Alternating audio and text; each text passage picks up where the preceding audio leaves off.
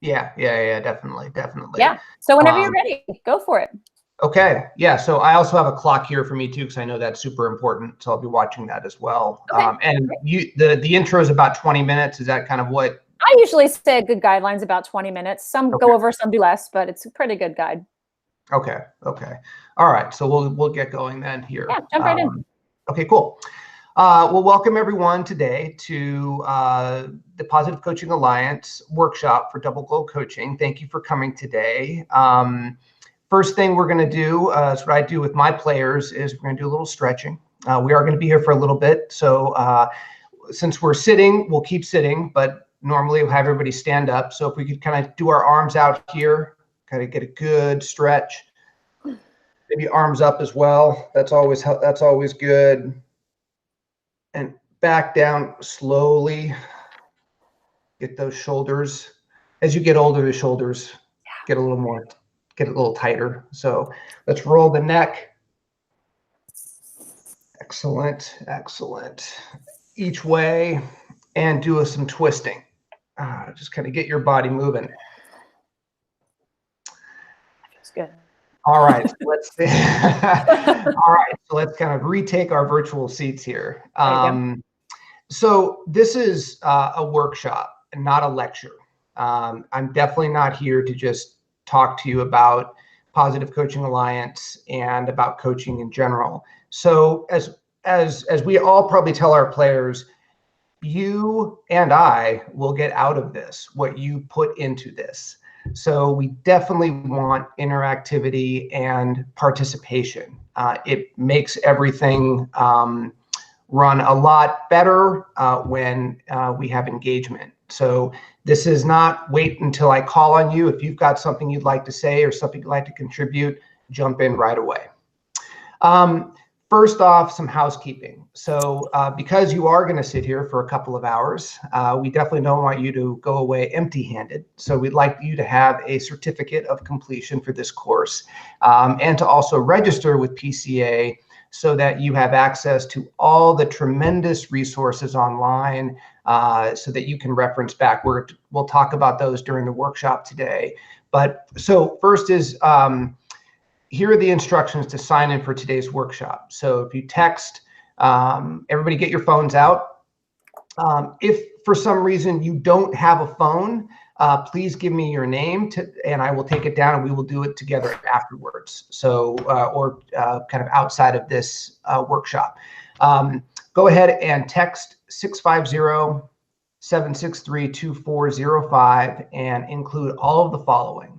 So it's # or hashtag, depending on what terminology you use. No spaces, please. That's actually one of the bigger mistakes we find. So just no spaces. Hashtag 26425, your first name, your last name, and your email address. Okay, so let's all do that now. When you have completed, please everybody give me a thumbs up. Okay, excellent. One more point. We are not Cambridge Analytica. We are not Facebook. We will not share this information. This is for you to have access to, one, get the certificate of completion for this course, but also to start your journey with Positive Coaching Alliance and have access to all the great resources online. So we're not going to share that information. Okay. So one question about, okay, when the slide's up here, when the book of your life is written, what will it say that you made a difference? And that's a big question, right? So you kind of think about that as kind of a life question. And I kind of, with coaching, kind of reel it back a little bit, come down a couple of thousand feet and ask, when you see your players and just project out, say, 10 years from now, what would they say about you? What do you want them to say about you? Take a moment, look at somebody, find a partner next to you, and just take 30 seconds or so to answer that question. All right, go. Okay.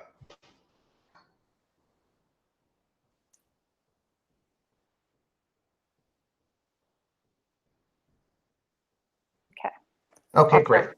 Got cheddar. Okay, great. Yep.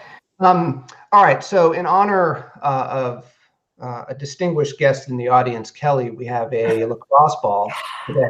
Yes, but during a normal workshop, this will be Nerf enabled. Good idea. Yes, but since we are virtual, I can use the real thing. So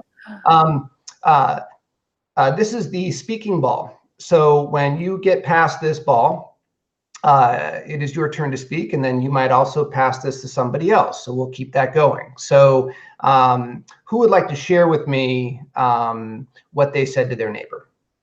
I'll share. Great. So I said that. I'm going to throw you the ball first. Okay. You got to catch it. Okay, there you go. Got it. I should grab a ball and have here. Yeah. Yeah.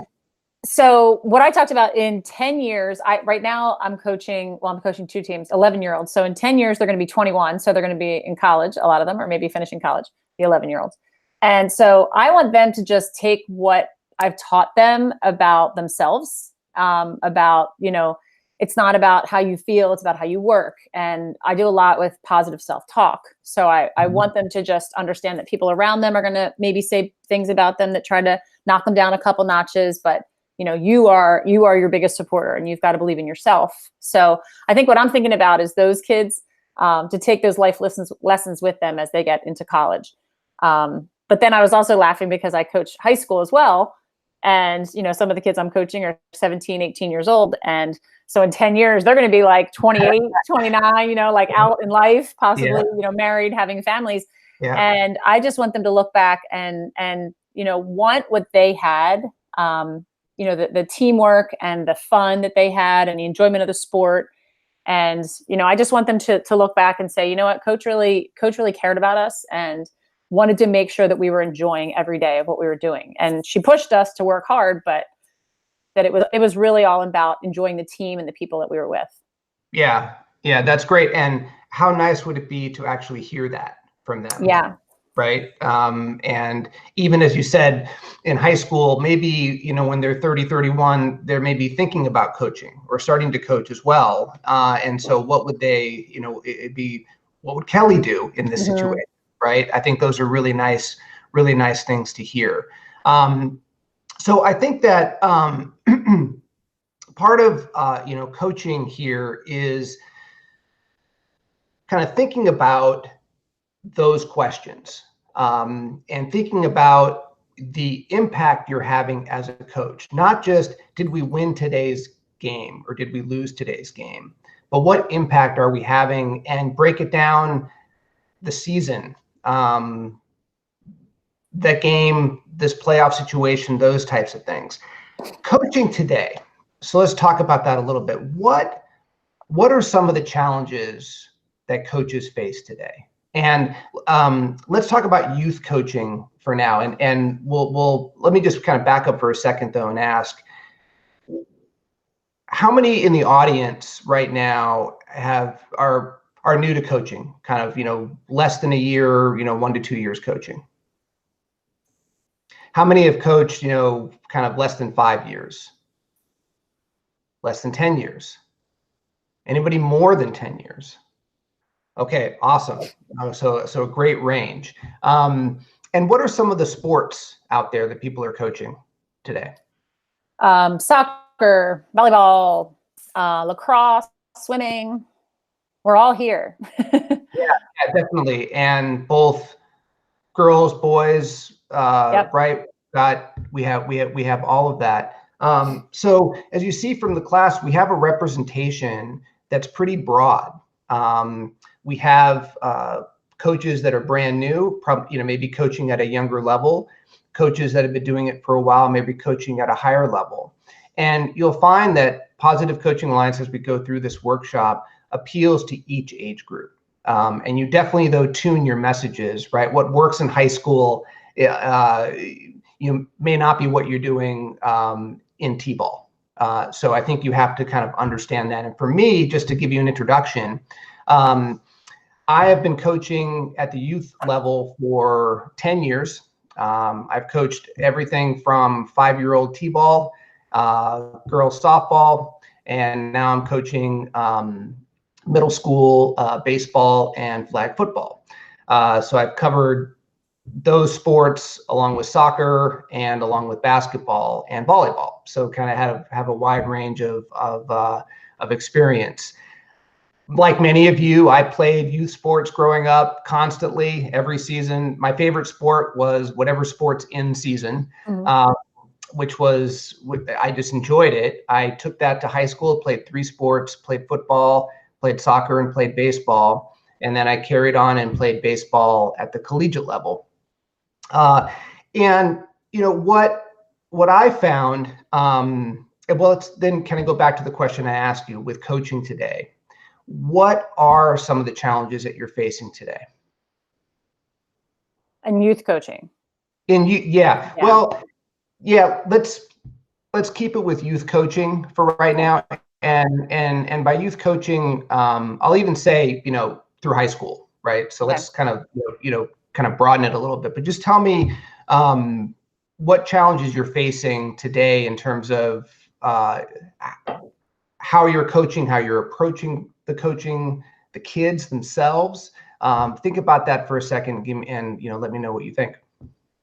I think one of the biggest challenges right now for youth is the parents. The parents really take things way too seriously, and it has an effect on their kids. And so the kids come to practice and they're already nervous before practice starts.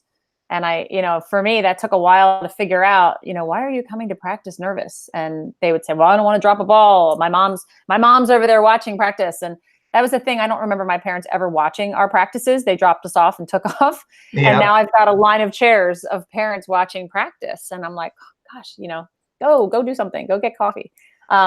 So the parents are just over-involved in everything that's going on. I think that's a big challenge. And it trickles down to the players, that the players have this added pressure from parents on them to perform. And they're just learning. They're just learning the sport. They're making a lot of mistakes. I think at the high school level, what I've noticed, I was out of high school coaching for a long time, and I've recently gotten back in. And I think what I've noticed especially is the players themselves are more selfish, I think, because they're trying to achieve a certain level of play so that they can be recruited and they can go to college. And we're just in a very competitive area in terms of lacrosse, and they are just trying to get scholarships and offers from colleges. So I don't see as much of the team. Like, we really have to work as a coaching staff to work on the teamwork and making yourselves better and raising up those around you. Because, I've got some kids that are just really, really good, and they want to shoot, they want to score, they want to be the glory one. Yeah. So I think that's what I've noticed, more selfishness rather than selflessness. Yeah. And that, I think, plays itself out in society today as well. You're seeing, we're actually in real time watching this play out with the academic scandal. And there was so much pressure to get into a school that parents decided that they were going to engage in, whether it is illegal activity or whatever, to get their kids into school. Sometimes their kids not even knowing what was going on behind the scenes. And so I think your comment about parents, I think, is absolutely true. And who in the audience, has, a story about a parent that everybody's hands going to go up? Yeah.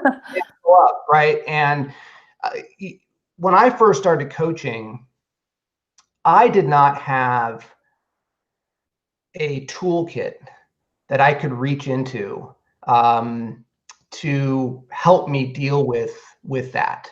Part of with coaching with all of you, maybe not at the high school level, but at youth level, we're volunteers. And a lot of times people who want you to coach will say, well, you volunteered to coach, you're in. You played the sport or you didn't play, it doesn't really matter, you're in. And they kind of throw you into coaching without having a toolkit to help you. And so you kind of expect to go in and, okay, I'm just going to run practice and deal with the players and we'll have some fun, and depending on the age, but introduce them to the sport. We want them to love sports, whether it's that sport or other sports, try a bunch of different things. We'll develop, but there's no framework for a philosophy. And for me, it wasn't until I had my first PCA workshop that it helped me get grounded and how to communicate a philosophy, how to even think about, well, do I have a coaching philosophy? Am I going to communicate with the parents? What am I going to say? Communicating with the players, what am I going to say? And also dealing with myself, right? Who here has kind of, I'll just, say this in the nicest way, who here has kind of lost it on the sideline before? Yeah. And give me a story. So for somebody to tell me, when you felt like, hey, looking back, maybe I shouldn't have reacted that way. So a couple years ago, I was coaching against a team. It was 5th and 6th grade girls lacrosse. And at the 5th and 6th grade level, there's no passing rule. So earlier than that, the girls have to pass at least 3 times before they go to goal. 5th and 6th graders, they got rid of that rule. So I was coaching against another team, and every single time the ball went up off the draw, the biggest girl would catch it, run down, shoot on goal. And then she'd do it again, run down and shoot on goal, run down and shoot on goal. She did it like 4 times. And my poor little goalie in there was petrified. And my team wasn't prepared for it because we're used to them passing around and shifting the defense. And she did it 4 times in a row. The score was 4-0, like 3 minutes into the game. And I thought to myself, I could ask all of my girls to pull off of their attack person and just crash on the girl with the ball. Yeah. But that's not realistic because that's not going to happen when they get to the next level. So I kept telling my girls to mark up, pull off a little bit, but mark up. And I finally just turned to the other coach on the other side of the field. And I said, could we please start playing lacrosse? And she looked at me and she said, we are, and I'm playing to win. And I just was like, yeah, like I just couldn't believe that this was 10-year-olds. And she just said it. And there was one girl on her team touching the ball. And my daughter was playing, and she said nobody else ever touched the ball except for this one girl, maybe 2. So my daughter said the girl that she was playing against actually turned to her and said, you don't even have to defend me because I'm never going to get the ball. And I just saw the discouragement of so many of her players. And so, after the game, we ended up losing by like 4 goals. We finally adjusted, and I ended up crashing on her. But after the game, I just said, I need to speak to you. And I just kind of went off, and I was trying to be respectful, but I threw in PCA, what I'm doing and how it's developmental. And she just didn't want to have it. She just wasn't hearing it. She's like, listen, these parents aren't paying me to pass the ball around and lose. They're paying me to win. And I'm like, are you getting paid? Like, it just blew me away because I was a volunteer. I'm like, you're getting paid. Like, she was actually thinking the parents are investing in her to win a game, not to learn how to play the sport. So I went off a little bit. So let's key on one thing that you said, which was the coach saying, I want to win. Mm-hmm. So let's talk about, and this is where this workshop is going to focus on, the definition of winning, what it is to win. And all of us, when we think of winning, so the first thing I think of is Vince Lombardi. Grew up with the quote in my high school yearbook, winning isn't everything. It's the only thing. Yeah. Right. And I've also had quotes, you show me a good loser, I'll show you a loser, right? So you have these older ways of thinking that are out there. Dave Moranis wrote a great book on Vince Lombardi called When Pride Still Mattered. And if you like to read about coaches, I would highly recommend this book. But Lombardi actually gave an interview years after he was attributed that quote. That quote actually was not him, it was somebody else, but I won't get into that. And he actually said something to the effect of, I regret saying it. Because in his mind, it was the effort is what matters, is kind of where he was going with it. And that's what he was trying to say. So I think when we think about winning as a society and a culture, we think about one thing, that scoreboard. That's it. And this is a much broader discussion. And if you go back to what you said about what you want your players to say about you 10 years from now, if it's, well, she wanted to win every game. Yeah. Who here thinks that's a worthwhile lesson? No. None. So Positive Coaching Alliance comes in 1998. Who here knows Jim Thompson? Great. Yes. The founder out of Stanford, and was trying to find a way to, I think, address this win or win at all costs society. And believe me, we get hit with it daily about win at all costs. And so PCA trains 80,000 plus coaches every year, reaches over 3.5 million kids, does almost 2,500 live workshops and tons of visits to their website. So you might be thinking here, well, what's it going to matter if I do this or not? It matters a lot. What the definition of winning, we'll talk about double goal coaching, matters, and it starts with you, the coaches. You are ground zero for this initiative.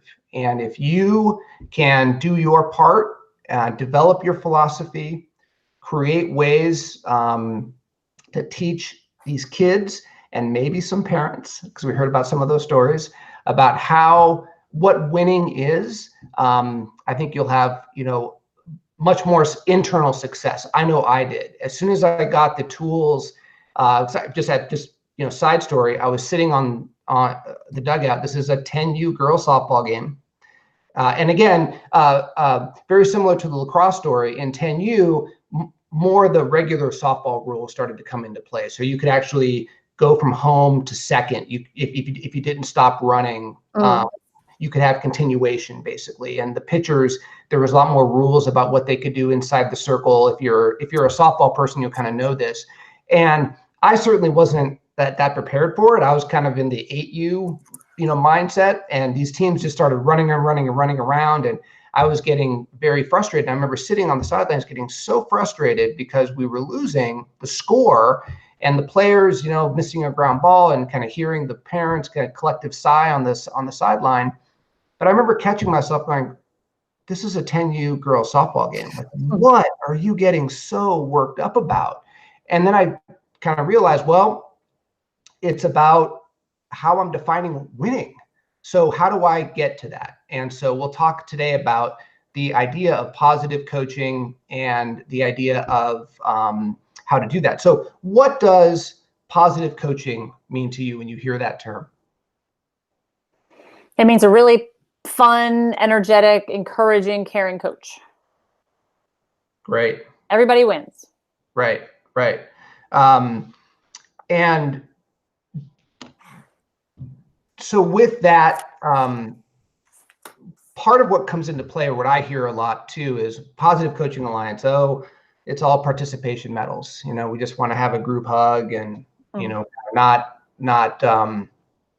not really worry about the scoreboard. And that's absolutely not the case. It's winning, but teaching also those life lessons. It's that combination. It's those two things that the Positive Coaching Alliance builds, building better athletes and better people, right? So that's what the Positive Coaching Alliance is about. And the power of positive. So one thing also, it's one thing for folks to stand up and give you some rhetoric like, oh, just everybody be nice to each other. Yeah, great. We should all be nice to each other. But there's research on this now. So, and the Positive Coaching Alliance will show you the deep research they have on the power of being positive, what it does to the mindset of an athlete, what it does to a mindset of a coach, what it does to a mindset of a parent. And if you can all get on the same page, you will find that season, regardless of the wins and losses, will be the most successful season that you have ever had as a coach.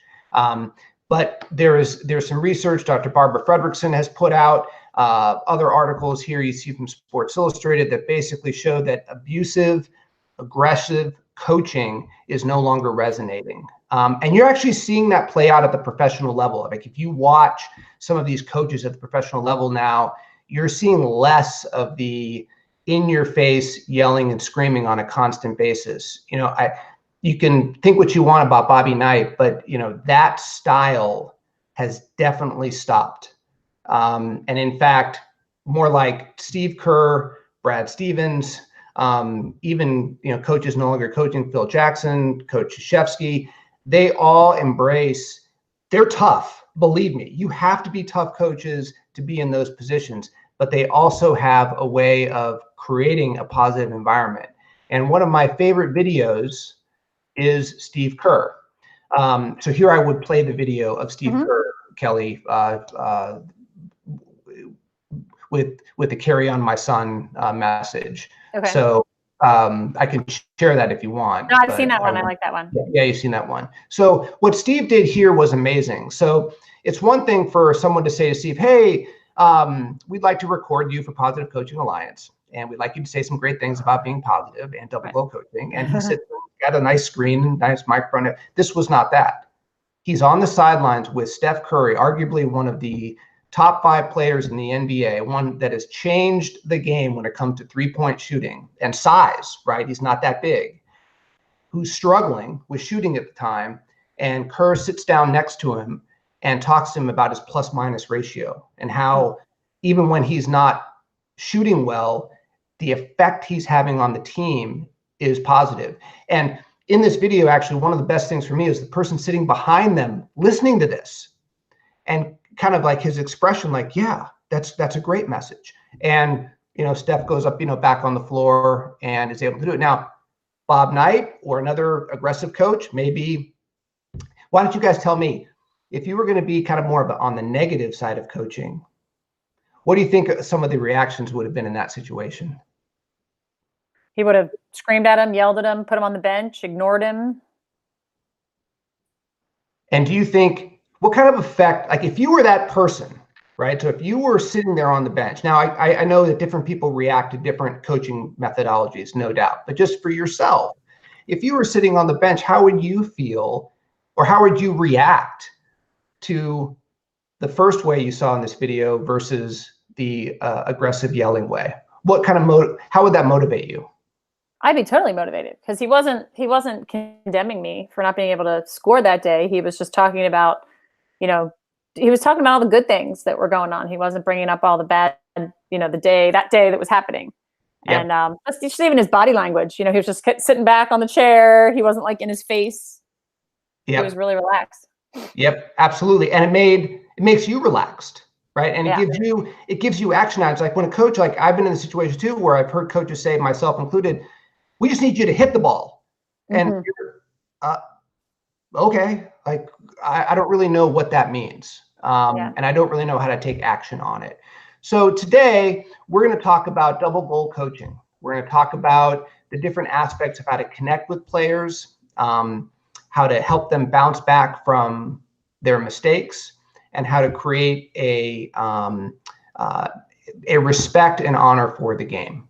We're going to go through those points today, and hopefully at the end of this, there's one thing that you can take away, that you can apply to your next practice or game of the Positive Coaching Alliance. Also, before we dive into it, this book, so it's 10 chapters, it's 70 pages. I've actually been amazed at how much content is packed into 70 pages and 10 chapters.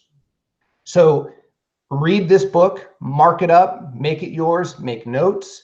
You don't have to do what I did, but you can even put it next to your bedstand, read one chapter a night for 2 weeks. That's it. And it takes, each chapter literally is a 5-minute read. So mark it up, keep going back to it. And I guarantee that at the end of that, you will have tools to help you with your coaching. All right, with that, let's get started. All right.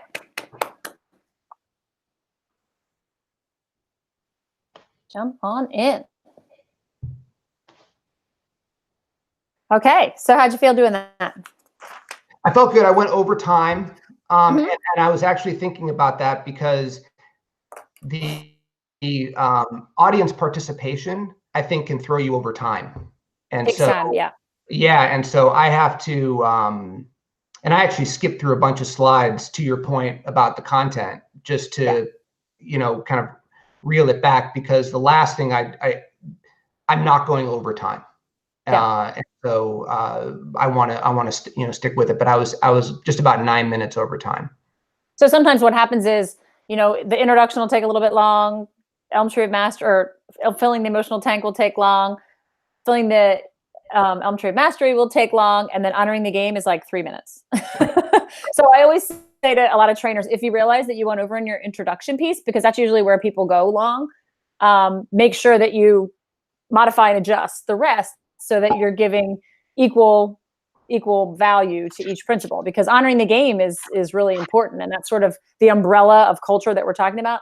And I see more trainers just kind of zip through it like ROOTS, there you go. Let's honor the game. Bye guys. Have a great weekend. So I just say, make sure that you're adjusting as, if you went 9 minutes over here, then, make up for time another place. But Jeff, I really think all the things that you talked about could be sprinkled in at other places in the workshop too. So going over by 9 minutes, like I had the PowerPoint up, but I really had trouble sort of following to see what slide you would have had up at the time while you were talking. And I'm not saying that's a bad thing, because I think if you can work in your stories to go along with the slides, it's helpful. I think that I love the way you're not married to the slides, but I also think there might be some coaches in the room that might be like, wait, I'm reading the slide, but he's not even talking about what's on the slide. Yeah. So to some point, you might want to just every once in a while, if you put up something like you were talking about negativity, which that could have been when you had the negativity slide up, there's a picture of Charlie Mara, there's a picture of Ken Ravizza, that's where you would throw in. The reason that's in there is to say that there actually is research backing this up. That's why we have the Barbara Fredrickson quote, things like that. So 99.9% of the time, I tell people to stop being completely married to the slides. And with you, I'm going to say, I want you to be married a little bit more. Yeah, that's fine. That's fine. And honestly, it's more for the learner, for the receiver, for the coach, that, if you're not going to use PowerPoint, then and on my PowerPoint clicker, there's a blackout button. So I can hit the button at the top. And there's times during the workshop, I'll just hit the blackout button so that they're not even seeing, or I'll just shut the screen so there's nothing on the screen. Because I don't think there has to be something on the screen all the time. But if you are going to have a slide up or a couple of slides up, it's good to at least be in the ballpark of that slide. Right, because it just, as you said, it just keeps structure. So as I said, it doesn't have to be word for word, but theme-wise, it's good to be talking about that same thing. Okay. But, I like, when you talked about what do you want your players to say about you, that's something we put at the end of the introduction. You put it in the beginning, which is fine. And you have permission to take that slide and move it to the beginning. If you like that there better, you have total poetic license to be able to do that. And I like that. I like that right up front too. So I would probably just rearrange slides a little bit. That's fine too. Okay. The challenges of coaching today, I think, again, that's a really valuable tool. And I've often had coaches write them on a sticky note, and we've put them up on a board, like if there's a whiteboard in the room or something, just, okay, take your sticky note and put it, if your challenge has to do with players, parents, or coaching itself, or like the game, And so I get a quick visual of, if I have hot pink sticky notes and they wrote their challenge on there, I have a great visual of where the biggest issues are with this group of coaches I'm talking with. And, a lot of times they're all on the parent page, but it's just a quick, easy way for me to see where their biggest challenges are. So do they need help with parents? Do they need help with the athletes themselves? Or do they need help with the coaching of the game itself? So just another idea for you that, again, it's interactive. It gets people thinking and moving around the room a little bit. I like the way that you say it again. More interactivity ideas is very good. I like those. So I like the Post-it idea. Yeah. And then I'll tell them, hey, by the way, we're bringing in some of your parents right now. So they're going to talk about you guys. So Exactly. And then I always say too, like, how many of you coaches are parents? How many of you have reacted in a way that you regret or you'd like to go back to? And, that's also a good plug for the parent workshop. One of the workshops that we find very valuable at PCA is the parent workshop. So as a coach, if you feel that your parents would benefit from hearing this message, tell the head of your league or tell the president of your association or whatever it is. So I thought that was great. The speaking ball is great. I like talking about the impact that you're having. And that's the slide that comes up that says the power of positive.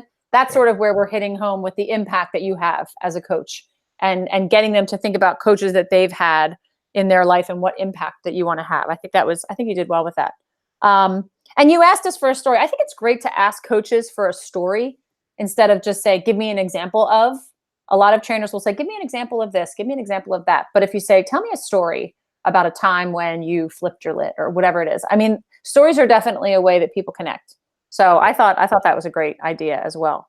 I like the way you talked about your first PCA workshop and what you got out of it. I think that's really important.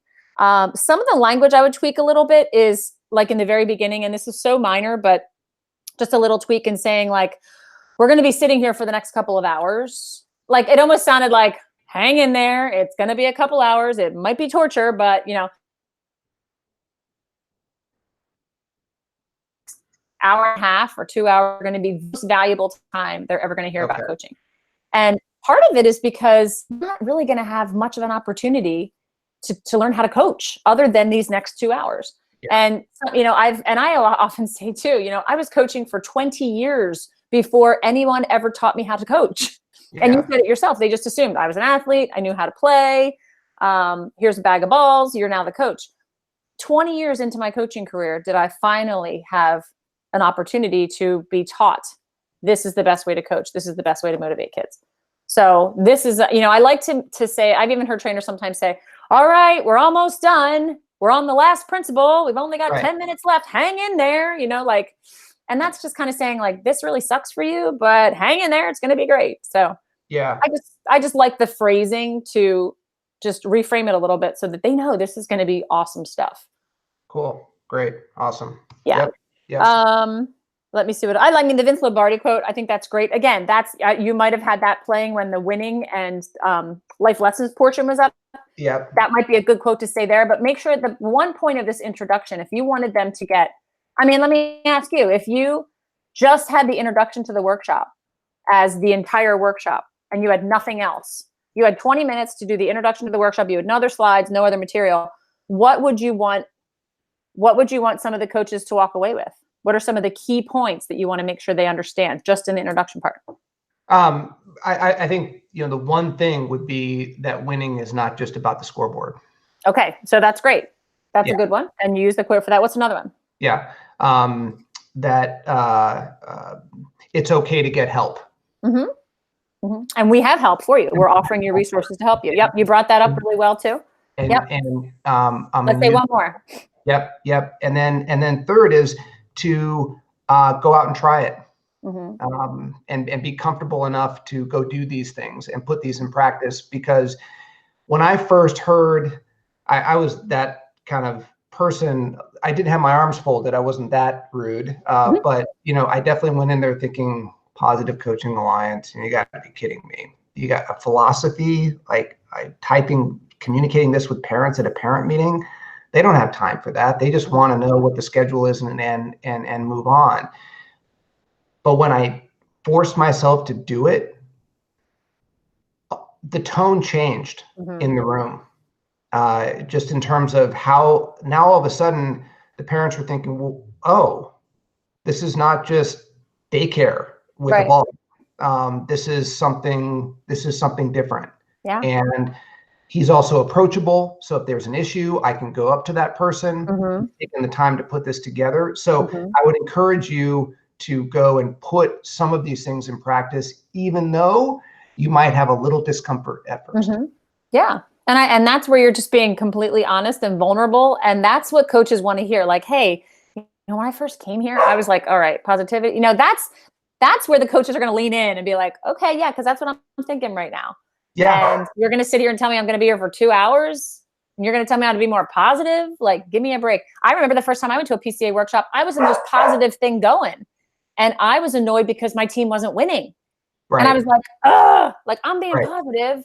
I'm being encouraging, and my players are lazy and they don't want to move and they're not motivated. And, so I came with a different frame of mind going, I want to know how to teach my kids how to win, because right now we got positivity down. We need winning.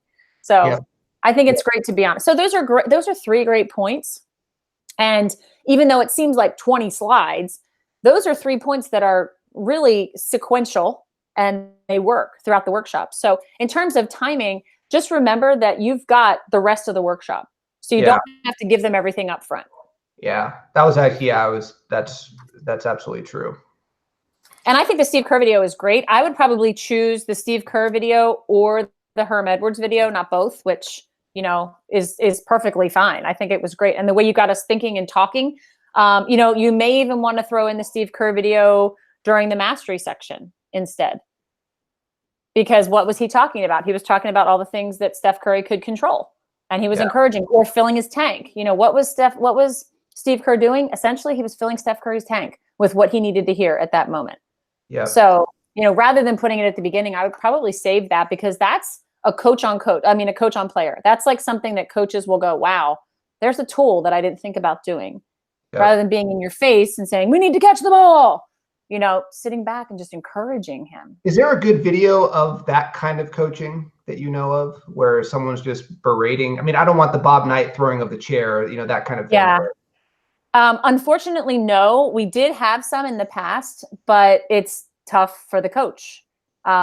We had some athlete videos too, where athletes were elbowing and doing sneaky stuff, and we actually had to take it down because it's not great to show an athlete that's doing something wrong.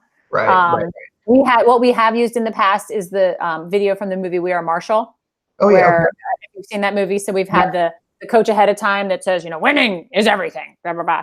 And then the other video is the Matthew McConaughey character, who's the new coach, who's looking at, guys, we don't have a lot of talent. We don't have a lot of skill. We got to, do it from the heart. So we use that for years as our intro videos of the mastery focus versus scoreboard focused coach. Okay. We have that. You found that effective? I think it was. Yeah. I think, again, as you revise things, it's like, all right, we've seen this so much. But it's hard to get. I mean, there used to be a show called, what was it called? Bad Coaching or something like that. Like there was actually a TV show called like When Coaches Gone Bad or something. A lot of trainers said like, can I use Housewives of Atlanta? It was out for about a year, and it was on bad coaches. And trainers have asked, can we use that as part of our data points? But a lot of times, I don't think coaches in the room need to see the negativity. I think they've seen enough of it. Yeah. I think they need to see a very successful coach positively, like Steve Kerr. Yeah. Because I mean, you could ask them all day long for a negative example. As you said, how many of you have had a negative parent example? We've all seen them. I should ask a follow-up. Give me a story about a positive example. Right. And I like to say too, like who is a positive coach in your life? And it doesn't necessarily have to be a sports coach, but who's been a mentor that's been really positive in your life? And then, I've even said, how many of you remember one thing that a coach said negatively to you when you were playing, when you were an athlete? And then I say, how long ago was that? And, they'll say, how many of you said that was 10 years ago or more? How many of you said that was 20 years ago or more? How many of you, I had one guy say 45 years ago, a coach berated me in front of my team and I've never forgotten it. And I mean, think about that. As coaches, that coach probably forgot about that comment 90 seconds later. Right. But 45 years later, I have a grown man in his late 50s who's saying, I will never forget that coach as long as I live for what he said to me on the baseball field that day. And that's the power right there. Right. And then you ask, and if the coach asked you to describe the coach, how would you describe that coach? Mm-hmm. Yeah. Is that something you would want said about yourself? Sure. Yep. Absolutely. Exactly. And that's kind of that's what I like in the intro, to make these coaches think twice before you just spout out whatever comes into your head. Yeah. Thought, action, action, right. Thought. Yeah. Because what you're saying can be so damaging and can stay with the kid and just change their whole trajectory. Like, I hate soccer. And you have no idea. You'll have no idea what you just said. What you just said may have said to that player's not going to play next season. Right. Or you could be the only positive light in this kid's life. You might be the only person from school, teachers, parents, brothers, sisters that has said anything positive to this kid all day. So you have the ability to do that as well and bring out the best in the kid. All right, good. Yeah, so that's kind of the core of the introduction. And again, I think cutting down on the minutes is going to be really easy for you, because you can take some of those big topics that you had a lot of really good stuff thrown in there.